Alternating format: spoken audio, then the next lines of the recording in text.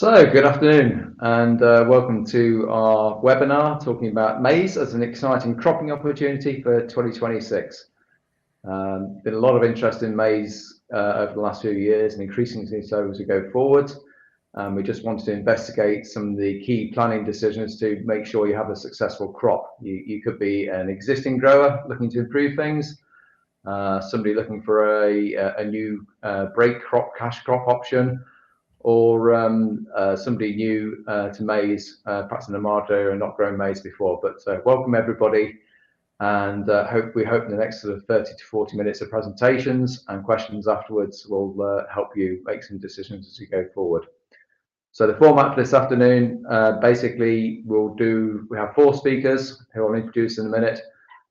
Please feel free to ask questions as we go through. We'll do 5 minutes or so presentations each, and probably take some questions and polls as we go through, and then we'll have a big discussion at the end to come back to those questions that have been raised as we go through the presentation. So to make the introductions, my name's Tim Richmond. I'm the maize product manager for Limagrain UK Limited. Basically, Limagrain are a French cooperative breeder whose core crop is maize. We produce maize in France, and we bring that into different countries across Europe. And in the UK, I'm sort of responsible for marketing and distribution of that in the UK and Ireland. I'll do a very quick introduction about what maize is about and how to grow it safely. Then we will come on to Richard Camplin, who's our forage technical manager at Limagrain. He looks after all our trial sites around the UK, and he will tell you about the improvements that we've made in breeding over the last few years and how that can benefit you as a grower if you're looking to grow maize this time. After Richard's presentation, we move on to James Webster Rusk. James is with Anderson's. He's a senior agribusiness analyst, and we've asked him to do some figures and looking at how maize costs and how it stacks up as a cash crop against other spring crops, things like beans, barley, etc.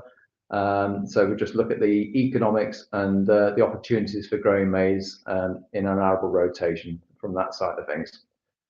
So that's all the theory and everything else. Then we've got the practical side of things. We've got Will Oliver. He's a well-known arable and poultry farmer in the Midlands in Leicestershire, a member of the NFU Combined Crops Board. He's also deputy chair of the MGA, and Will has got lots of practical experience of using maize in his arable rotation on the farm, and can answer a lot of questions around just how you can do things practically on your farm. Does it make sense? Are there problems with growing maize, etc., and that kind of thing. So welcome everybody, and hopefully we'll find the next 40 minutes to be useful information for you.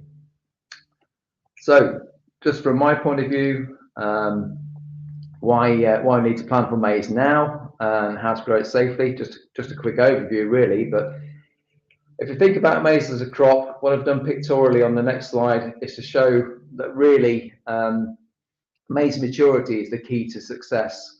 The length of time it takes to grow the crop, the maturity of that particular variety you choose, that's the first and foremost, the main key to whether you have a successful maize crop or not on your farm.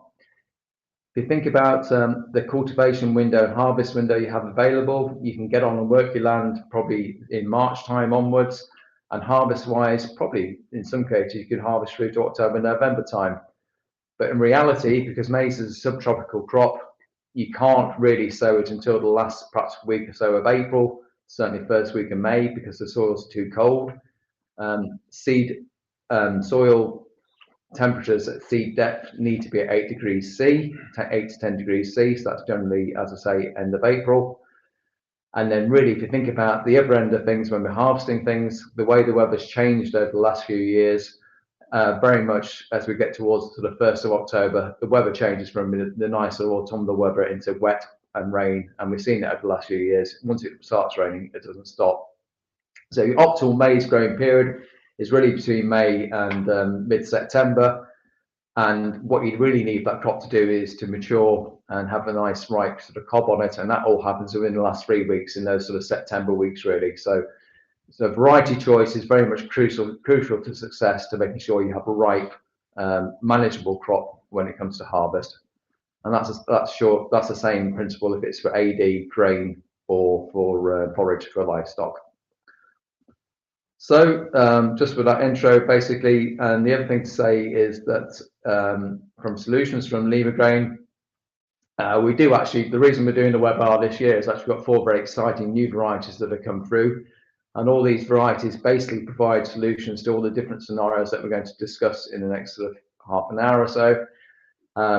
New on the list was LG 31152, ultra early and high yielding. So somebody is in a very short growing season or marginal conditions, absolutely ideal for that situation. We had Harmony added to the list this year as well, a top yielding variety with really good quality, very early again as well, but with a bit more yield and good quality to it. And then as we look towards the future, which will be coming onto the BSBB NIAB list in 2027, we have LG Highlight, which is sort of a step forward in terms of quality, earliness and yield. And then on the grain side, which is going to be particularly useful for arable rotations for farmers looking to sell crops on, we have this new variety, LG 31160. And the key to that variety is it's very high yielding, but again, it matures very, very early on and has a low moisture content when it comes to harvest. And we'll come on to see the importance of that as we come into the following presentations. So yeah, just to bear in mind those products as we move on. So that's my bit done. Without further ado, I'll hand over to Richard, who'll tell you a little about breeding, and yeah, we'll come back to questions as we go through. Good afternoon. Yes, I shall just cover some of the developments. Tim's talked about new varieties. Of course, those new varieties have to be developed through our breeding system and testing. And so we'll look at a little bit about the main breeding aims of what we're looking for at Limagrain, but then we'll go on to look at a few of specific little breeding areas that we're working on, which also will offer opportunities for you for the coming season. So as Tim said, depending on what your experience of maize is and whether you're a long-term grower, whether you're a new grower, whether you're looking at different uses of maize, for instance, grain, you'll have different questions you want to ask and different things you'll be thinking about. But ultimately, at the end of the day, you want to find the variety which best suits that system and also best suits your farm where you're located in the country. From a breeding point of view, we can influence a large number of aspects of the crop, as we've been saying, and those are probably the main ones that we concentrate on in terms of what we're doing on a day-to-day basis. So, everyone's looking for more yield. Yield is obviously a big driver of what we're doing, and certainly over the last 10, 20 years, the potential yield from maize varieties has increased significantly, probably somewhere in the region of 3 to 4 tons per hectare of dry matter. So again, there's an opportunity there for you when looking at varieties to move into newer varieties, which will offer these yield benefits. Tim talked about maturity, and maturity is certainly a major driver of variety choice decisions, making sure that the variety can be mature in the area that you're growing it, wherever that happens to be, and whatever use you have. Thinking mainly about silage, but also grain as well, will help maximise the yield, will also help maximise the quality. And certainly from a breeding point of view, yields of early maturing material has certainly pushed on over the last 5 to 10 years. So now the yield differentiation between later maturing varieties and earlier ones is much less, giving you more flexibility in variety choice and giving you opportunities to grow something earlier, which will help with the management in terms of what your following crop is going to be and how you're going to fit that maybe into a rotation. Quality we'll talk a little bit more about in a minute, but again, quality very important whether you're feeding livestock or in fact even when you're feeding into a biodigester. And of course, whatever crop you're growing, you always want to have good agronomics. So for maize, we're particularly selecting in the region of early vigor, standing ability, and for diseases. And just a slide to sort of illustrate that really there. We've got a couple of varieties there on the left of similar maturity really. One which has got a really good stay green characteristic, stays healthy to harvest, doesn't get a lot of disease, and one which is certainly looking a little bit worse for wear and all the issues around that, later brackling, harvest problems in silage, etc. So we're looking to try and find something that's healthy to harvest and also something that stands up. There's some terrible brackling there, which we've seen in the past. So we're selecting out these things and trying to remove them. Next slide would be, so what we're actually doing in terms to try and find these new varieties. Obviously, we do a lot of testing across many different areas of the UK. Obviously, we've got a lot of different maize growing areas with different environments. We've got 7 or 8 different trial sites testing for silage and for grain around the UK. So we can look at all the new material coming in for at least 2 to 3 years before we put them into the official trials. We're harvesting something in the region of 7,000-8,000 plots every year to make those decisions. And you can see there on the top left-hand corner is our harvester there. Was in through some crops in North Wales, and on that harvester we can take all the information we want on quality, on yield, maturity, etc. So we can gather all that data and make those decisions about which varieties go forward and which varieties ultimately come to the marketplace. So there's a lot of work going in behind to make sure those opportunities come your way in the future. So just a couple of slides now on some specific breeding goals of Limagrain. The first one is LG Animal Nutrition, which is basically focusing on what one of Limagrain's USP has been really for the last sort of 20-30 years, which is to improve forage quality.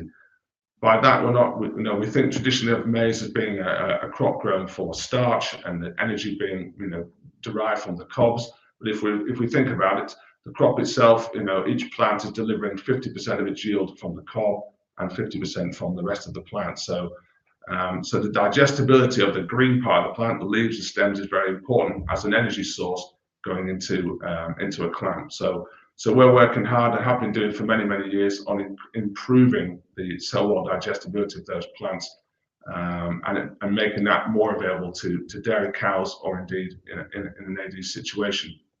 And we can see now that on the descriptive list there's about a 10% difference between varieties for cell wall digestibility. So if you can get more cell wall digestibility, you can get more out of it for your livestock. And I think whether it's yield or ME yield across all varieties this year, where clamps are a bit low after last year's difficult season in many areas, then obviously we're looking to maximise what you can get from every acre that you grow. So again, another opportunity to grow a high quality variety. Tim talked about Harmony there. It's one of a number of LGN varieties that we've been growing, that we've been pushing for the last few years.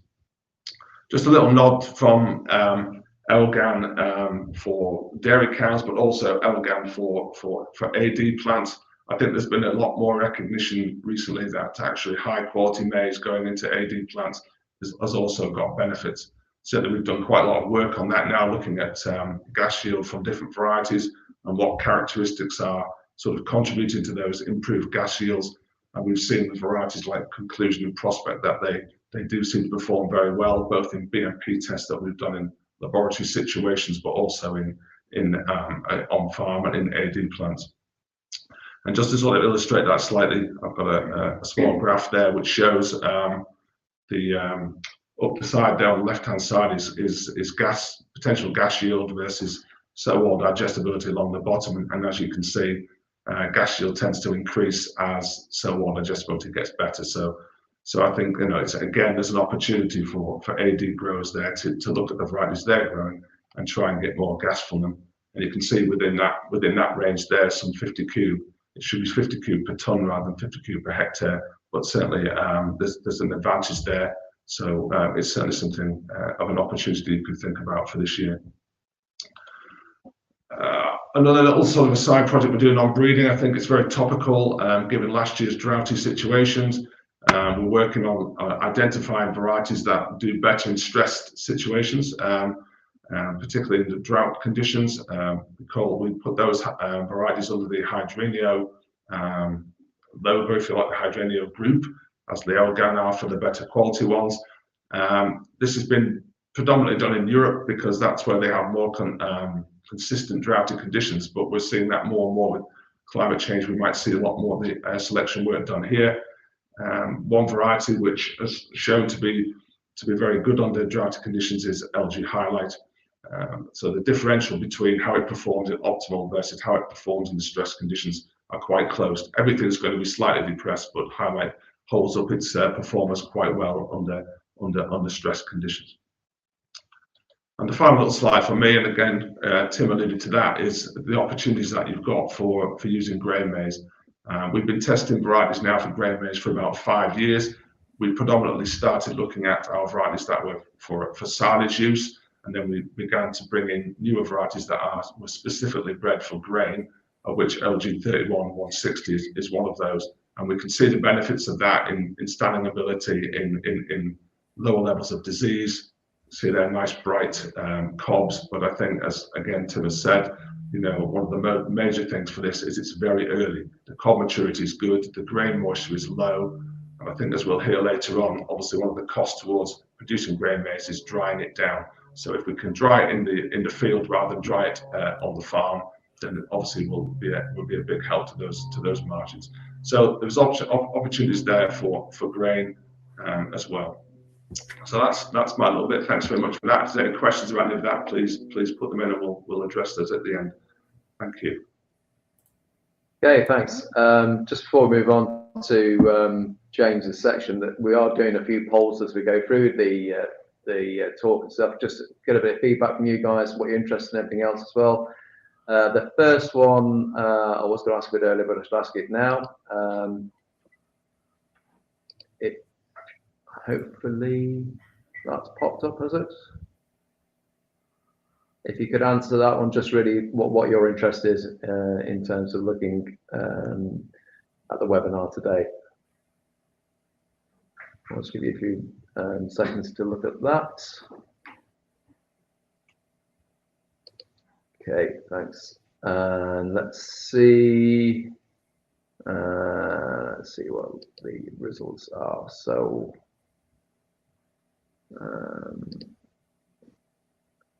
yeah, there we go. So sorry, excuse me, looking at the small screen.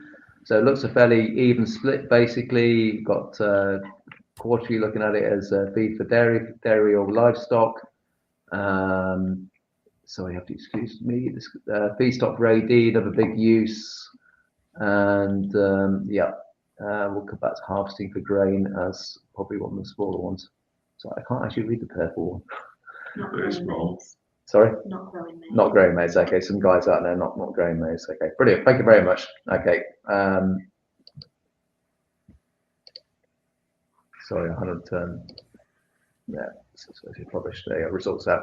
Brilliant. Thank you. So moving on. We'll, as I say, we'll come to questions at the end. So we'll move on to James. I think you tell us a bit about the financial side of things for maize, whether it stacks up or not. A very interesting crop, but does it work financially? Thanks, Tim. Before we look at the financials, I thought it was just useful to frame how maize has evolved in England over the last few years. So since the turn of the millennium, and we can see that it really has grown almost sort of exponentially in terms of in England, from less than 100,000 hectares in 2000 to a point of around 250,000 hectares as we get to 2025. We have seen that growth. It's not all been for fodder maize. In fact, fodder maize has been fairly static over that time frame. Really, a lot of that growth has come from AD maize, and I'll talk about on the next slide. It's something that we expect to see continue, but also in terms of grain maize as well. Go back to 2014, it was around 4% of the crop. Look forward to 2025, it's around 7% of the UK crop. So perhaps a bit of a shift in our climate, a bit of a shift in our demand as well, just moving the demand for maize in terms of what it's being grown for. If carry the trend through from 2000 to 2025, so if we keep seeing the same extent of growth year on year, we'd be touching on 300,000 hectares of maize in England alone by the time we get to 2035. As I mentioned, a lot of that growth is obviously demand-led. It's not being speculatively grown, and that's a real key element that we'll talk about throughout when we're thinking about the end markets, the importance of engaging with the end market, growing what that end market requires, and ensuring that it's there to take the crop. AD, as we mentioned, has obviously been a really significant part of that growth. There's 272 facilities at the moment taking maize, silage and energy crops, and there's another 100 or so mentioned in planning documents, either for expansion or new facilities. That growth is primarily in the east of England, Lincolnshire, Suffolk, Norfolk, but there's also strong growth as well in the west, often for slightly smaller facilities. There'll also be significant growth as we look towards this crop coming to replenish some of the stocks due to the tight availability of forage coming out of the last crop. One challenge potentially of the AD crop, particularly as we start to think about it for arable rotations, is potentially less control over timelines, often more reliance on contractors and not necessarily always getting the crop off in the conditions we might like. But that's where we open up two new opportunities, or two growing opportunities, in terms of grain maize and crimped maize. From a grain maize standpoint, the UK imports around 2.5 million tonnes a year. It'd take a pretty sizable area to try and displace that, but there is a real growing demand domestically, both in some of the pig and poultry sectors for a domestically produced maize, but also in the pet food market as well, where that provenance just has a bit more value to it. One of the challenges, as Richard alluded to, with grain maize is the cost of drying. Calculated a full cost of drying earlier this year, and it worked out at about £2.90 per percent per tonne. A large proportion of that was through depreciation and labour. So when Will comes on perhaps to talk about drying later, he'll suggest where his costs might be a little bit lower than that. But it does present a range that we need to consider when we're thinking about growing the crop. Of course, we can use those early maturing varieties that Richard and Tim have mentioned, with a specific focus on grain to reduce some of those costs by getting that drying done in the field. The advantage that we have when we're looking at grain maize and crimped maize is also the opportunity to get timely establishment of the following crop, and also to run on the crop residue as well when we're carrying out those next cultivations, or when we're looking to establish the crop. So potentially more soil protection coming through there. And for those where there's perhaps not the drying facility, or drying is cost prohibitive, there's also good opportunities coming through the crimped maize market as well. Smaller at the moment, although there are people looking to grow that as a really high value beef feed, and the strength that we've seen in the beef sector at the moment is really supporting that. Where you've got the infrastructure available to clamp it or ag bag it, we're typically looking at full contracting costs of around £25 to £30 a tonne. It does need cutting and ensiling in 24 hours, but once it's clamped, what you've got is a pretty transportable end product, certainly much more transportable than a forage maize would be, and a really high value energy product as well. Thinking about cropping after maize and the place of maize as a break crop in the arable rotation, the economics of historical break crops have certainly been challenging, as have the agronomics in terms of flea beetle pressures, in terms of some volatility in yields for some of those break crops as well. So the risk of where the break cropping at the moment is certainly pushing more people to think about maize, and we'd expect to see that coming through. It obviously delivers some significant break crop benefits, primarily through the difference in available chemistry, which just allows you to get on top of those grass weeds a little bit more. And some figures there from some research conducted a few years ago suggesting how much blackgrass populations, 100 plants per square metre there, hitting yield by up to 25% in a wheat crop. So on the pricing, when we put this together, it's about £330 a hectare loss due to a 25%, due to 100 plant per square metre population of blackgrass. Also allows you to spread the workload as well when we're looking at cropping. So later drilled crop, later harvested crop just allows you to spread out some of the use of your infrastructure, but also spread your workload over a longer period.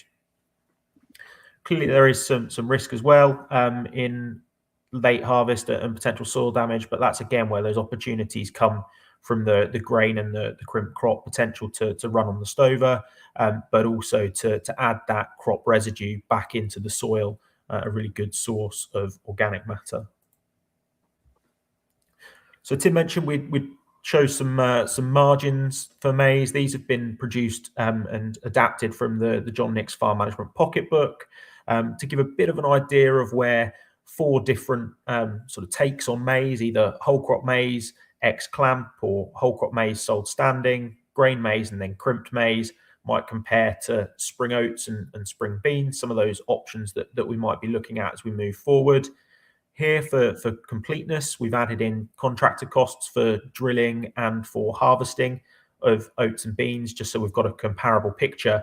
And we can see that the gross margin stacks up pretty favorably. And one thing that's worth highlighting as well is, yes, there are some significant fertilizer costs in there for maize, but often, particularly where we're looking at links to AD, or in Will's case, where we're looking at the links that we might have between other enterprises on the farm, there's a real opportunity to add in non-bagged fertilizer as well there. So be that digestate, be that manures that you might have coming back through links in with the livestock system, really does allow an opportunity to potentially extend some of those margins as well moving forwards.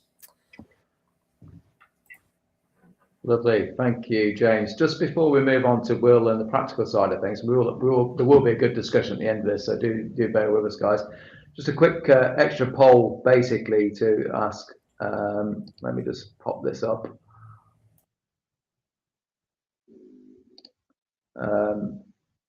So really, I suppose, what's your main concern if you're growing maize or thinking about growing maize? What's your main concern around that? If you could just pop a few answers into that, just while Will's preparing to do his section, that'd be great. Give you a few more seconds. Okay, let's see how the results are coming in. Right, so let's publish these and then have a quick look as we go along. So again, small writing, do apologise for that. So 30 of you basically unsure how to grow it. I guess that's new growers coming into it. I don't have the equipment, obviously a major concern.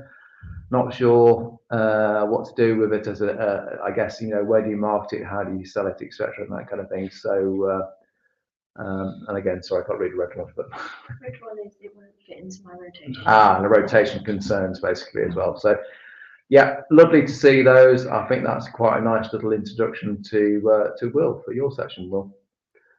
Hi everybody, hope you can hear me okay. And I'm Will Oliver, an arable and poultry farmer from Leicestershire, and I have been growing maize for about 5 or 6 years now.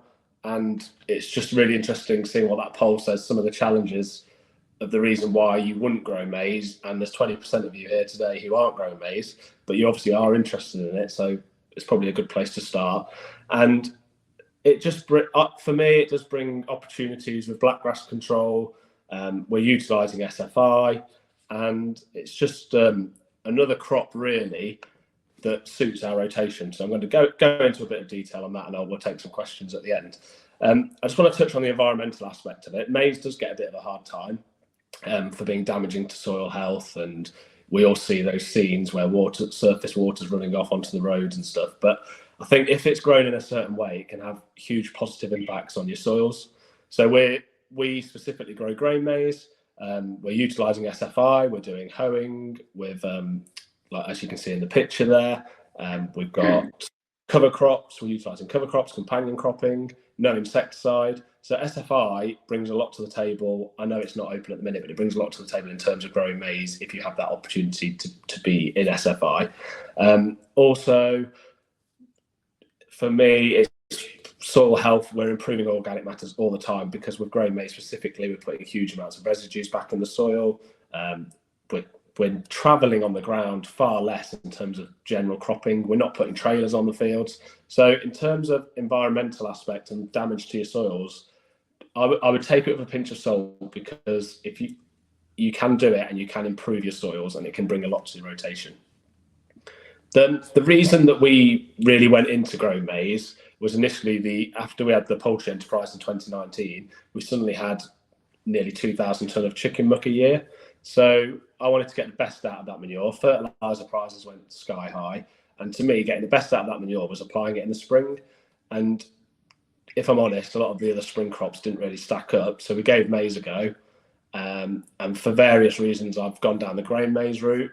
And it's just yeah, I can grow maize quite affordably well, and we're getting good results. So it just sits in well with all these enterprises. We also, one of the markets that we sell to is the poultry sector as well. So although we're not putting it directly into our own chickens, it does get there in a roundabout way. So having those contacts in the poultry sector has provided a market also.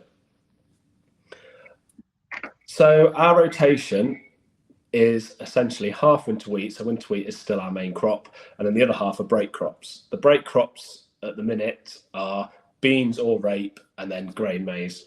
Last year, we took the decision to sell our maize as a standing crop because there was a shortage in the area, and I see it was just an opportunity to get it off early. It was dry, and it just shows another thing that maize can bring to your rotation. It's got multiple markets, and if you're not tied up into a contract, you have got the ability to be flexible. But at the same time, if you are going to grow it, make sure that you have got a home for what you're growing, or a number of homes, because you don't want to be stuck with a crop that you can't sell. But I think we're importing, James said, 2.5 million tonne of grain maize a year. So there is markets there. It's just getting into them. And I've had contracts with Frontier. We've supplied GLW feeds, Avara. Local shoots is a growing little market as well if you've got the time and energy. And if you just wanted to grow a small area, it's sort of surprising how much you can sell and market just on farms, local livestock farms and shoots. So yeah, it's a really important part of our rotation. But the main thing for me is that rotation's got to be profitable, and wheat can be challenging after maize, but I would rather grow 2 crops with a £900 gross margin than 1 crop with a £1,200 one and one with a £300 one. So it's just making sure that rotation is profitable. I'm prepared to take a hit on wheat a little bit, and I appreciate that it can be challenging, but the maize for us is a pretty profitable crop. Just last year, the gross margin for us maize was 1,395, whereas wheat, it was a poor wheat harvest, was 657. And then the year that was sold as forage. And then this year, the year before, sorry, grain maize was 1,135, and our wheat was 906. So I know we talk about wheat still being our main crop, but that's probably just because that's how it is in my mind, and that's how we've always done things. But maize is quickly coming into the forefront of my mind, definitely as one of our main crops. So I just want to touch on the nutrients. I know we've said this about the poultry manure, but we're also utilising sewage sludge, and then we're doing a lot of SAP analysis because I want to make sure that the nutrients we're using are going in the right place, and that if we need to feed that crop as it's growing, that we can get the best out of it. So looking at foliar ends and things like that. And generally, maize seed is generally expensive. We've got the manure axle. We don't tend to use a fungicide that often, but so it is a generally quite cheap crop to grow once you've got it growing in the ground. Another opportunity that we do get from maize is grazing the cover crops. So we plant rye and vetch, and we have a neighbouring farmer who grazes, and he pays 75p a head per week. And it's just another income stream. I think if I was doing this 10 years ago, we'd probably be overwinter ploughing. You'd see a lot of bare soils. Whereas when we combine our wheat crop, as soon as that straw's off, we're in drilling rye and vetch. And then when the rye and vetch is grazed, we spread the manure and we drill the maize. There isn't a day when there's not roots growing in that soil. So we're always improving soil health.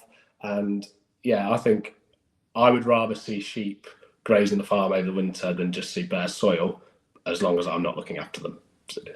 But it does bring opportunities for farmers if they have got livestock in their mix already, or you can utilise neighbouring farmers or give a young farmer an opportunity to get into the industry. So yeah, just want to quickly touch on the challenges. There are challenges, and the main thing for me is the market. You need to make sure you've got the market. So I specifically target grain maize. So my first question for me is, what varieties are we going to grow? So we're looking at things. I personally, after trialing lots and lots of varieties, this year I've ordered seed for LG 30179 and Prospect, which are proven on our farm. And then I've got 33% is going to be 31160, which is the new variety that Limagrain have talked about. And then if I do have the opportunity to sell some as a standing crop, I've got the Prospect and the LG 30179 would be my preference, but I would sell for forage. But the 160 is what I would keep as grain maize but I'm just having that flexibility. There are lots of different varieties. I need high yielding and low moisture and good standing power and early harvest. Early harvest, good standing power. If I can pick them, and then the varieties that I use, I can combine them. But if there's opportunities to sell them to another market, then that's there as well. Other challenges are establishing wheat after. So in the picture here, we direct drill our wheat of a horizon. I take the view that if we only combine the maize if we think we can drill it the same day. As soon as we get rainfall or a weather event after that harvest, it can get quite tricky. So we are literally combining and drilling, and we only combine in a day what we can dry in a day. Can dry about 150 ton a day, depending on the moisture, but generally 150 ton a day. I dry 24 hours, 24/7 for the duration. And we talk about costs and labour costs, and me and my dad do it, so we're probably guilty of not factoring in a labour cost. But I generally can do it for £15-16 a tonne if we're taking 15% out of it. So yeah, I say with the drying that you've got that cost from the start. I know it's different with wheat and things like that, but you've got that cost, and we know what that is, dependent on fuel prices at the time. But yeah, so I would say the biggest challenge isn't drying. The biggest challenge is getting a good wheat crop afterwards. So we go high seed rate, get a plant, and then hope for the best. And we're generally getting about 8.5 ton average after maize. Last year was the 2025 harvest was challenging, but it was challenging for everyone. It wasn't the wheat after maize that was challenging. It was all our wheat, and it was just the year we had. So that's just a quick insight into what I do and why I do it. And then also we have got the MGA conference on the 4th and 5th of February, and on the 4th they are coming around our farm. So if anyone wants to hear more or see more, then get in touch or have a look on the website. Thank you. Brilliant, Will. Thank you very much. Quite a few questions coming in. Just before we go on to those, and then we'll have a good discussion, I just one more poll to ask of you guys out there, and that's just around who would you go to for advice on maize? Obviously, some of you new growers out there, and okay, we've got giving an overview here, but it'd be just nice to sort of see who you would consider to be your source of advice for growing maize, basically. I think that's gone through. Just give you a few seconds again to answer. That'd be brilliant. And yep, we've got some results in. So let's publish those and have a look. So looking at that, yep. As I thought, yeah, pretty obvious, pretty much agronomist. I think, Will, from your point of view, you do a lot of agronomy yourself, don't you? You actually trained yourself in basis, so you can ask yourself questions, I guess, when you're out there on farm. But yeah, agronomist, obviously a very good source of advice. Your own research, yeah, hopefully a bit of help today with what we're talking about. And yeah, local sellers, I guess it was, and NGO as well. Yeah, NGO NIAB, that's really encouraging, Richard. So yeah, that's good. Yeah, no, lovely. Thank you very much. So let's look at some of the questions coming in. Will, one of them was, I think you answered most of it already, to be honest, but how does maize compare to wheat in profitability for 2026 going forward, I think? Yeah. On that. Yeah, I mean, if wheat was £230 a tonne, we'd be looking at it a little bit differently, but it's not £230 a tonne. Grain maize, you can get £200 a tonne now. So that £30 premium you're getting on the grain maize covers the drying costs. And then I would say if we can get 8.5 to 10 tonne, it's on a par with wheat for me. And then we've got SFI that I can bring into the equation as well, which adds profitability. But that isn't going to be there forever. But a lot of the things I was doing already, SFI came along and I thought, well, actually, I'm doing this and doing this. We were doing cover crops and grazing sheep before SFI, so it is on a par. But of course, I want wheat to be our main crop. It's the backbone of the arable sector, and it's a shame at the minute it's not quite as profitable as it should be. Well, sorry, well, just following on from that, then, if wheat profitability came up again, you got back to what it was a year or two ago, would you reduce the amount of maize you grow, or would it still keep the same? No, I've always got to have the oilseed rate or the beans in there for that early entry to wheat. But it's all about spreading workload and spreading risk. If we rewind 6 years ago, we were having problems growing oilseed rape. We were writing off crops every year. We weren't profitable. We had a blackgrass problem.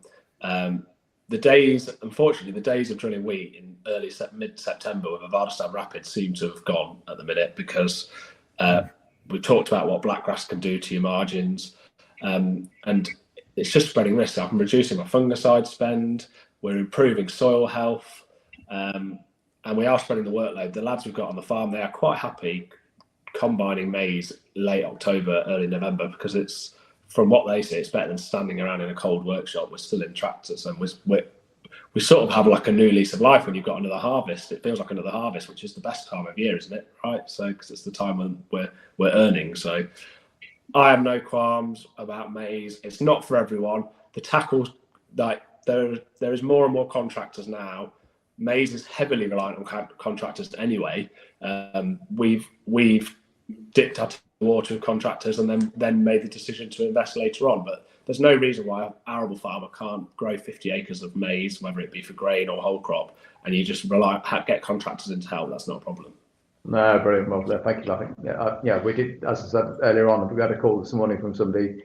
Maize very much important as a grain maize in his operation, and he did see an uplift in the wheat yields, same as you afterwards. When he used it in the rotation. Jack, there's another actually quick question to you, Will. There's from Oliver Buckingham. It just says what dry system. Yeah, very quick overview of the dry system, because I know it is an issue for people, isn't it? It's not the same as drying wheat, is it, for example? So yeah, we've got a continuous flow Alvin Blanche, which would dry wheat 42 tonne an hour at 5%. Maize, to take it from 30 to 15, you're talking 10 tonne an hour max. A lot depends on the ambient air, and that sounds really silly, but when you get to late October, you can have quite cold, damp mornings, or you can the last time we were drying maize, it was actually really warm, so that ambient air can have a 10-degree difference at that time of year. The weather can be so different. Yeah, it's fine. You've got to do it. I've got friends that are doing it with batch dryers. That's a bit more labour intensive, because you've got to be there, empty it, load it into a trailer. The continuous flow works really well. We're really efficient because it's got a cooling area, and then that hot air is used again. So we're using the hot air again, and it works for us. We have the dryer already, so I see it as we're utilising the tools that we've got. No, great. Okay, thanks, Will. And James, just to expand upon another question that popped up, really was just around the blackgrass side of things and the financial side of that. Just touch again. I think when we talked about blackgrass being in the wheat crop, it can almost be your profit margin at the moment, can't it? Will was talking about the depressed wheat prices and stuff. And then if you want to expand on that just a little bit. Yeah, absolutely. So it's a slightly older bit of research now that I sort of quoted, but it is a really important element, just highlighting how challenging those blackgrass pressures can be in terms of hitting your costs or hitting your yield and your output at the same time. If you've got that in the world we're in now, where wheat prices have come down really significantly, if you're then starting to see yield losses as well, it's really important to be in control of that, to guarantee the profitability of what for most people, as Will said, is the backbone of the rotation. It still is for most people the most profitable crop that they're growing, and then you've got to look at the opportunities through your break crops to certainly from a maize standpoint to manage those pressures to help you get the most out of your whole rotation. Thanks. Sorry, there was an additional comment here from Stuart Woods, actually saying he's grown maize for 4 years now, and he feels he gets better ryegrass control than he does blackgrass. So there we go. But certainly grasses are a problem. I think the main beneficial is that it's different herbicide, clean up in the rotation, etc., isn't it? So that's great. So just looking through again. Questions.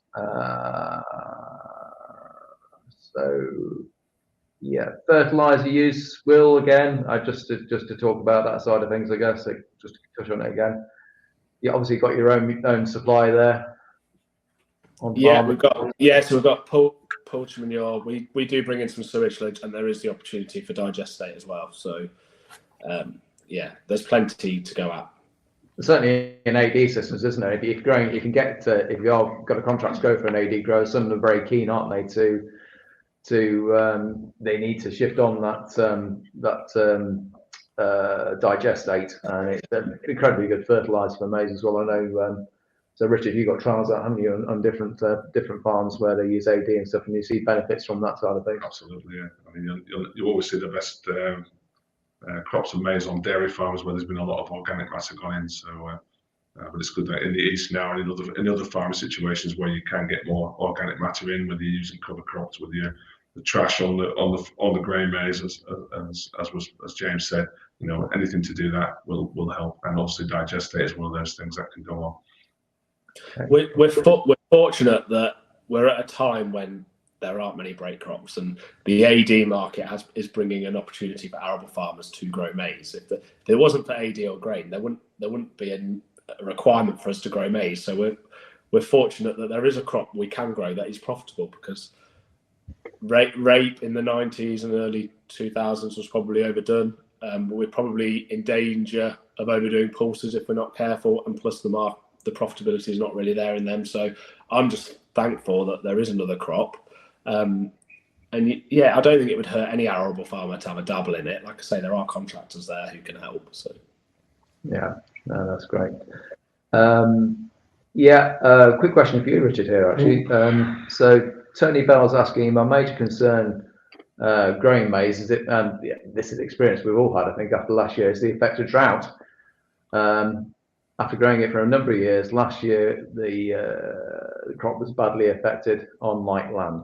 So I think I don't think he's alone in finding that situation happening. I think that happened on a lot of farms, like even on not particularly light land. I think everything was affected very much by the drilling time, when you drilled early or later, what the moisture levels were in the soil at that particular time.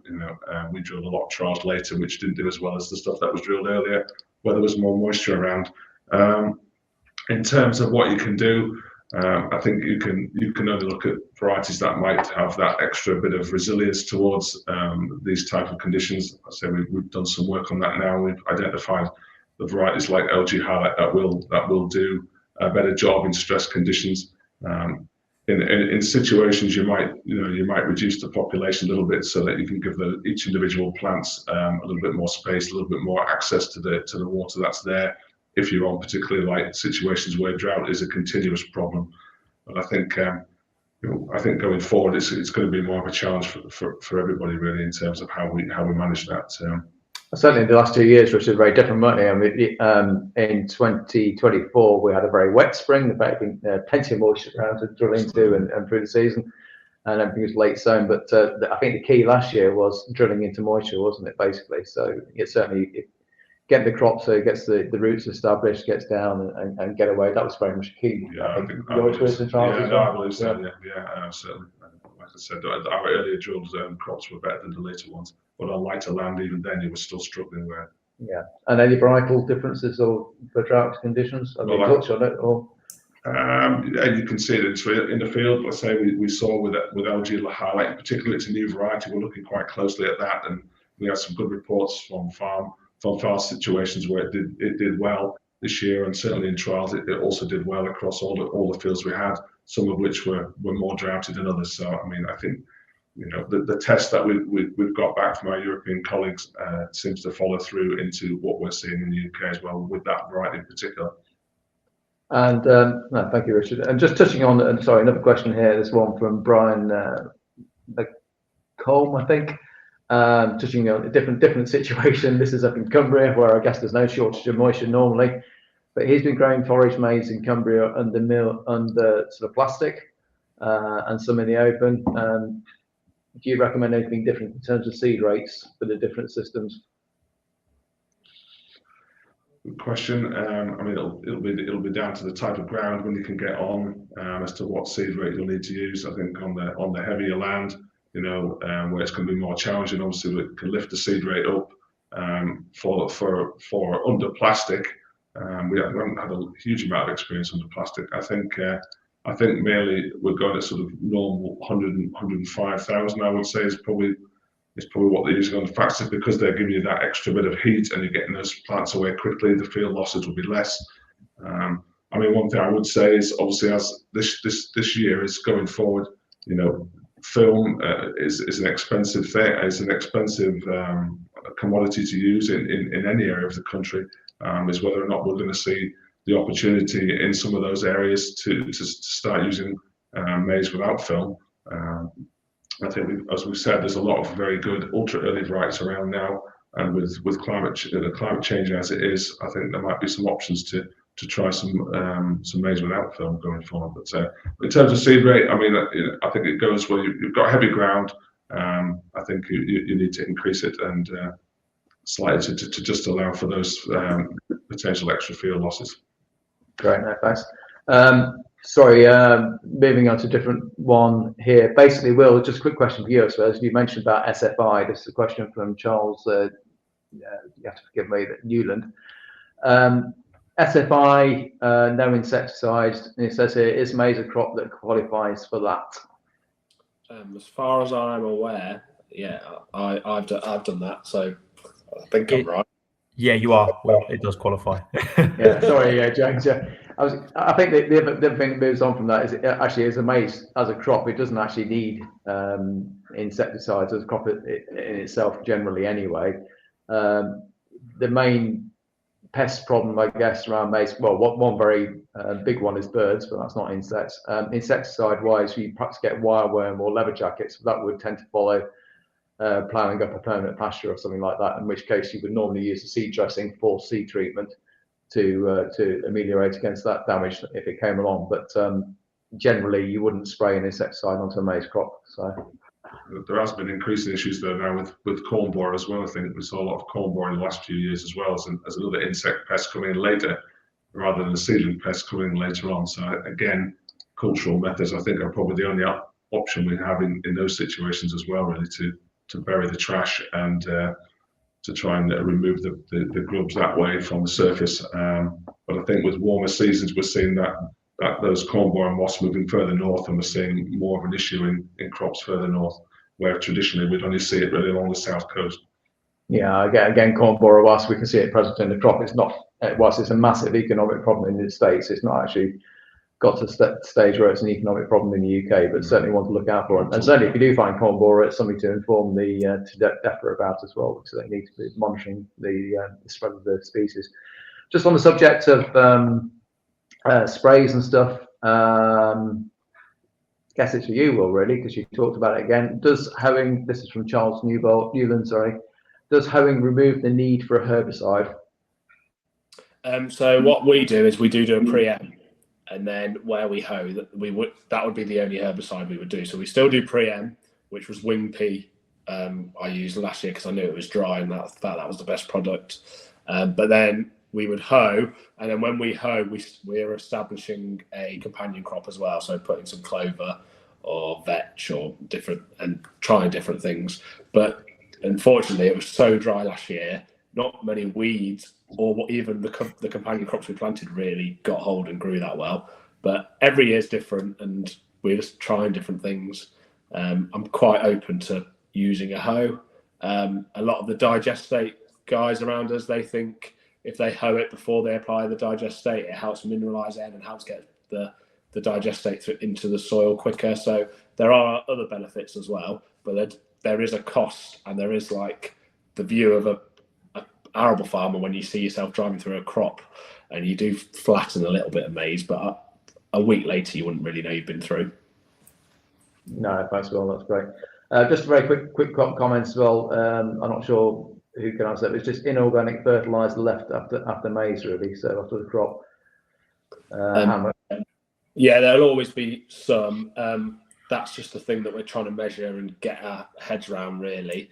But generally the wheat after maize always gets going really well and looks really well. So there's always going to be, when you're using organic manures in your rotation, there's always going to be that benefit for the following year and the following year and thereafter. So, but yeah, it's hard to measure it, but it's certainly something we're working and looking at into.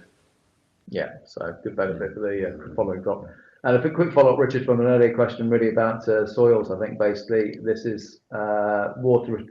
Do you, Richard, prefer water-retentive soils or drier soils for your trial sites? No, I think that's a stage question from someone I know well. Yeah, I think in this part of the world we've had some very water-retentive soils in recent years, but yeah, no, we try to select our sites well but you know, you need a range of different environments when you're testing varieties. You know, one of the things I think we're all looking for in varieties now is stability. You know, stability of performance across different types of years, different types of geographical areas, and because every year's throwing different things at it. So yes, we tried to spread it around, and we do like some moisture retentive soils as well, James. So thanks for the question. You know that one. A question here from Andrew McCarrow. Should we bury crop residues to minimise mycotoxins in the following crop? And I guess that's really applies to all kind of diseases, really. So, Will, I don't know if you got a view on that, and I'll come back to Richard on that one. So yeah, I am direct drilling after maize, but I have got a plough and a combi drill as well. So I'm pretty expected to use all these tools that I've got in my armoury. I am an AHDB strategic farmer. One of the trials we're doing this year is looking at fusarium levels in wheat after maize, and we're looking at a no-till situation, where it's been top downed, and looking at how things like molasses and things like that, they help the breakdown of residues. So that will be interesting. From personal experience, in 5-6 years, we've never had any fusarium issues, but I will always go with a fairly robust T3 in wheat. And I am only growing for feed or seed, really. So I'm not growing for the milling markets, but as yet we've never really had an issue. And I always say to people, if a bit of fusarium is going to be my biggest challenge in a crop, I'll take it. That's what I'll take that, because the battling of blackgrass and everything we've had in the past, there's always a compromise somewhere in whatever we do. So I guess we're following on from that. If you're selling your grain maize to a feed compounder, etc., mycotoxins is an issue, isn't it? It's something they test for, I guess, isn't it? So, yeah. And one of the, just quickly, I always associate the fusarium aspect of maize with the pink dust, and I know we've talked about it before, but when the Limagrain varieties I grow, they don't produce that pink dust. It's more of a yellowy dust, and for some reason that combines easier. It goes through the dryer easier. And I don't really know the reason, but I do associate that pinky stuff with fusarium. So I think varieties, I might be wrong, different varieties will have a different level of fusarium into the following crop. So that's another reason why you can pick and choose your varieties. It's not going to be a main reason, but it's still something that can come into play. I'll let Richard follow on from that, but there is a comment from our wheat guys basically saying that you should leave 6 months between the crop residue crop being taken off and flowering of the following week. So ideally you should have an early harvest and with a later sown variety suitable for later sown wheat, basically, to extend that period if you do think that there's a risk of fusarium. But Richard, from fusarium point of view, is varietal differences out there? Oh, there's certainly varietal differences, and we see it every year in trials where we make scores on these varieties. Some succumb very, very rapidly to fusarium, and some are obviously stay green. The picture I showed you in my small presentation were from 2023, which was a really, really bad year for fusarium, and we saw massive differences between varieties in that year where some broke down very, very quickly. In fact, even in some of the varieties that we sell, which we've never traditionally seen anything in, we saw higher levels than usual. But it was a really good test. So I think you can select on that. Unfortunately, there's no data on that at the moment in terms of what's published, and it may be something that we have to look at. But going back to the trash thing, though, I think obviously with more and more min-till situations coming along, I can think of a situation a few years ago with eye spot. We don't see a lot of eye spot now, and we haven't seen it for many years. But see a situation in 2012 when we had a very wet year. When trash was on the surface and ice spot was a problem. Hopefully we won't see those really, really wet summers anymore, but there can be a challenge there, I think, but I think we'll have to see how it goes going forward. Another question, I guess, semi-related to that, and that's around can you mix varieties, growing varieties together in the field? Is that kind of a good idea or not? Just trying to find what the question was. But yeah, basically growing two varieties side by side. I mean, I know some people do. It's personal choice. I don't think there's any real benefit. I think if I've had this conversation with our breeders before, and they would say there's no real reason to do that.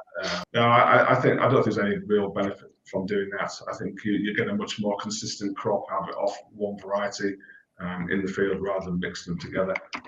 What was the question you asked me? AD. Oh, AD, yeah. So no, I think from an AD perspective, I mean, I think most AD growers now they're growing varieties that fit the area that they're growing in. They obviously have a large harvest window where they need to grow a range of different varieties, so they're choosing varieties that work in their system.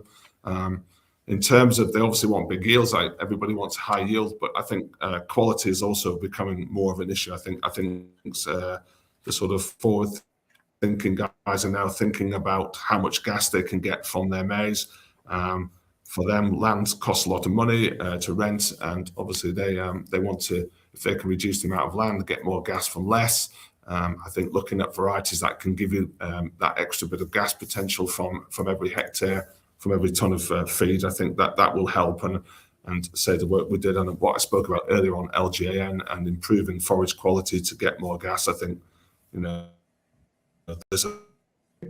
is an opportunity there, I think, for AD growers. I think it's just about, as we said earlier, it's knowing and connecting with your end market and having those conversations with the AD facility, with the people that are buying from you with regard to what they want and their timelines, and ensuring that you've got something which has got a good balance of starch and ME and something that they can get a decent dry matter from. Okay, let's have a look at some of the other questions that we've got on here then.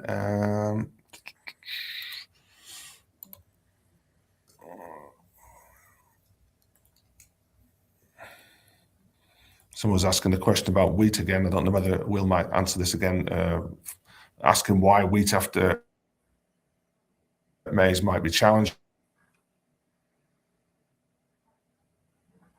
of harvest, really. And any follow-on crop after maize could have problems if you get your maize off in good time. So you can choose the right maize variety to get it off early, so you don't damage the soil and give yourself the best possible entry into wheat. I don't know if you want to add anything to that, either of you guys there. Yeah, I just find when the clocks change, everything just seems a little bit more difficult and more challenging.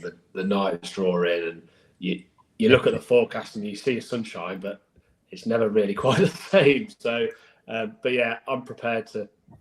I enjoy the challenge, and yeah, it can be more challenging drilling early November, but it does have its benefits as well. So. Yeah. Okay. One of the questions are all varieties suitable for growing for grain. Well, we've talked a lot about grain today from your experiences, Will, and also from what we've been doing. I think we found that many varieties will produce a grain crop. I think the biggest difference between varieties, particularly when you're using a silage variety, is that the cob maturity, how rapidly they grow down, dry down. Sorry, and I think looking at having that really as true grain variety tends to have much better cob maturity and lower grain moisture, really. And I think that's why you've chose the varieties that you've chosen, isn't it, really, Will? Yeah, and also if you grow for grain, I find you can go quite a lot lower on seed rate. So we're sort of 85,000 seeds per hectare rather than 100,000 plus. So there is a saving to be had, but then at the same time, at those sowing rates last year, I still sold it for a decent margin as a forage crop. So yeah, I did save a lot on seed on that by growing it for grain, but it still has a purpose as forage if it needs be. Yeah. We don't like to hear that when we're talking to a breeding company. Well, that's just not what you need.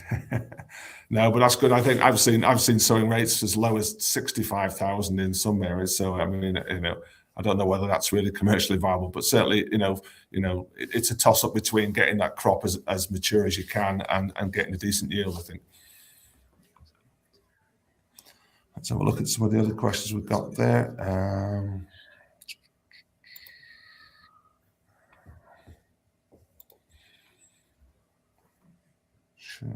Should I use a seed treatment? I mean, on maize? Well, I think we would take it as rote that we should always have some seed treatment on maize. I mean, going forward, obviously, in the past we used to use Measurol as a sort of thyroid Measurol as a standard treatment. I think everybody would supply their seed with that, and I think there was a big concern when Measurol was lost that we would lose, particularly the bird repellency aspect of that, and the market then readapted and went to Redigo Corit, and I think obviously in the future we're going to have to readapt again as Corit becomes unavailable. I think at the moment we're looking at probably spring 2027 be the last planting season for Corit. So there are a lot of other potential new treatments coming that potentially could replace, give some bird repellency. Though I think with every passing treatment, then the efficacy of these things will be reduced. So I think that will be a challenge. I think going forward in a couple of years' time, we'll have to wait and see what the final treatment will be. We've talked a bit about after insects, and Tim talked about after wireworms and after grassland and using force-treated seeds. So there are options there for those.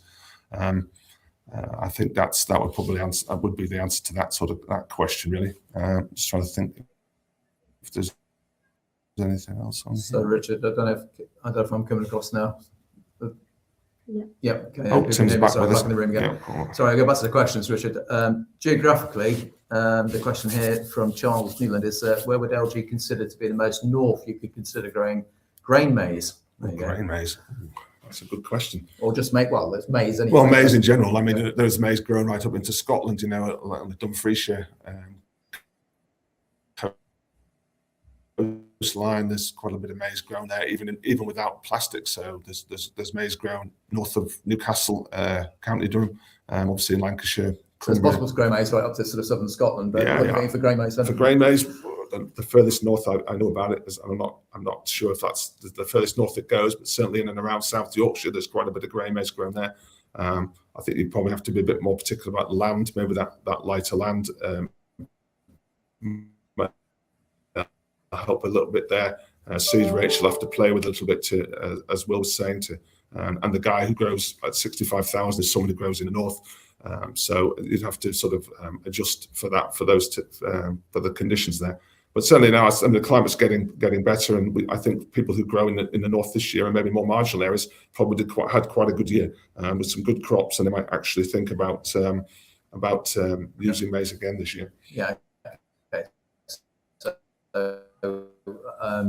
certainly options to grow further north, and I suppose with plastic is the option if you are the wrong way north. Absolutely. Extend things out of there. Just a quick one again. Can you? Well, yeah. I guess Will, you might be able to just say this from your experience. You probably do maize in rotation, but have you ever grown continuous maize year after year? Or so we've got one block of land which is in its third year, and just because the fields are quite awkward in size, and I struggle to justify them to be going for wheat. We've got a lake in the middle of it as well, so we tend to have problems with Canadian geese if we grow rape. So maize just tends to, it's nice light ground, and maize goes really well. So I am growing continuous maize on that, and then it fits in with my SFI because that's just in its own scheme, that block. So the things we've talked about, cover cropping and companion cropping and stuff. So it's just easier for me from a management point of view to do continuous maize, and not seeing any issues year on year. I mean, last year some of it was 10 foot high. Yeah, there's no issue really. It's not the concerns that I would have with rape or beans, but obviously it's always good practice to have variation. That you can't get away from that.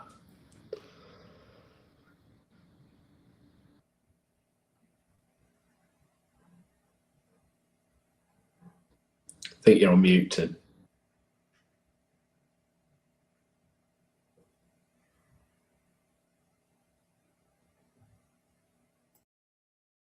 yes. Are you muted? I don't know.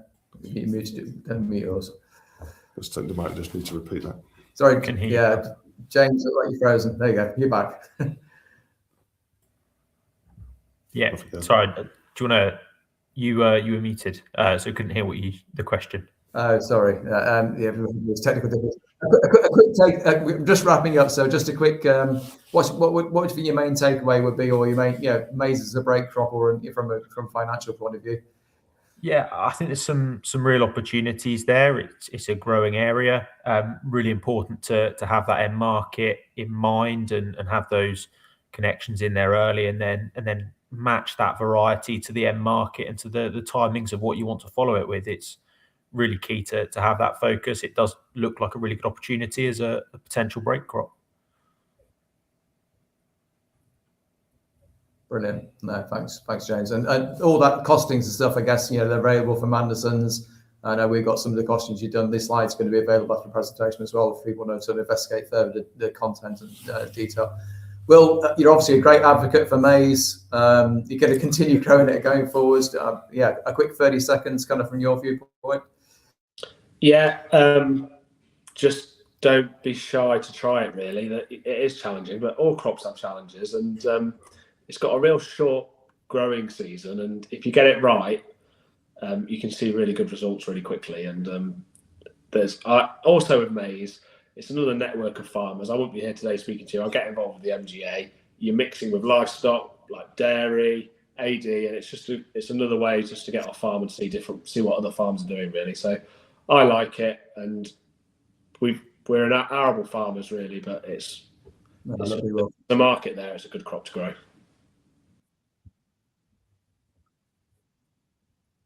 Yeah, and you've only been growing it for a few years, haven't you? But I mean, it's really become a key part of your system, hasn't it? So it's great to see a great advocate for the crop as well, and to share your knowledge, Will, I think is really nice because some people wouldn't. So yeah, but thank you for that, Richard. The final thoughts from you? Yeah, I think it's the breeding gives you a lot of opportunities. The crop has really pushed on over the last 5 or 10, 20 years, and I think looking to new varieties for different uses. I think the information's there.